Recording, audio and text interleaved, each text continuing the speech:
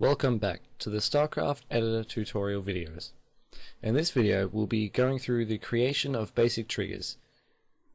If you haven't seen the introductory video, I suggest you navigate back and watch it now.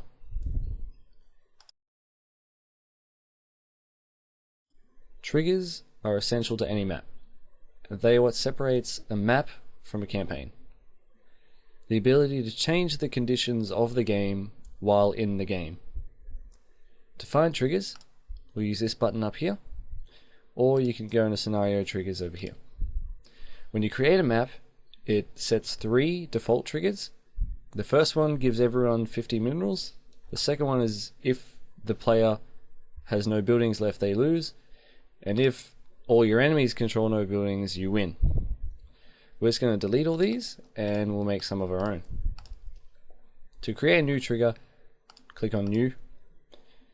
For which players will this trigger execute is the ownership of the trigger, which is easy to explain later. We're just going to go all players to start off with. This is the conditions. So what triggers the trigger to happen?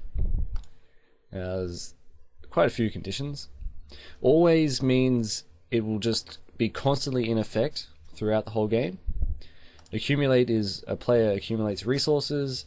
Bring is they have to bring a unit to a point. Command is, like you saw with the default trigger, commanding a certain amount of buildings or units. Deaths is a death counter, a countdown timer, a lapse time, so after 20 minutes or so they win or something. Highest score, how many kills they've got.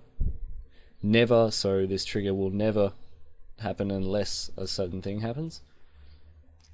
Opponents, score, and switch. Now we're just going to go with always. So next, and then the action is what happens when this trigger is triggered. So we'll say always, so basically at the start of the game we're going to set resources for all players to be set as, I don't know, 1,000 minerals and gas. Yeah. So we set up the starting minerals for every player. The other thing that we also need, essential for a map, is the ability to win or lose. So we'll make a trigger for that. We'll make it player 1, and when he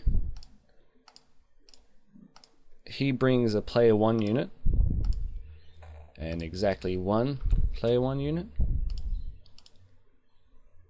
exactly 1 Terran Marine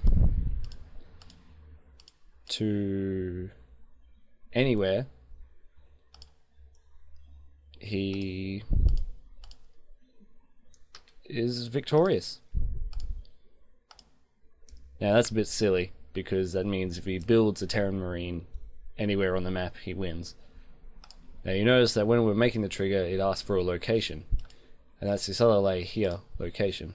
So with the location tool, you can make areas of the map that are defined as locations. So we go to its properties and we'll call it Marine Bring. So we go back to our trigger, and we can go through the player's conditions and actions from in the trigger. So we'll modify this condition that he has to bring the Marine to Marine Bring. So it's now a little bit harder for him than usual. And yeah, that's basics of setting the resources for players and victory and defeat conditions. You could also set up draws. So if a player has no buildings left at the same time as another player, it could be a draw and everyone loses or everyone wins, whichever way you want to put it. Yes, that's the basic of triggers. You can also save triggers for a map. So if you made a good basic trigger setup, like what I've done here with every player gets this, you could save them all and then load them into a different map, so it default starts with these triggers as well.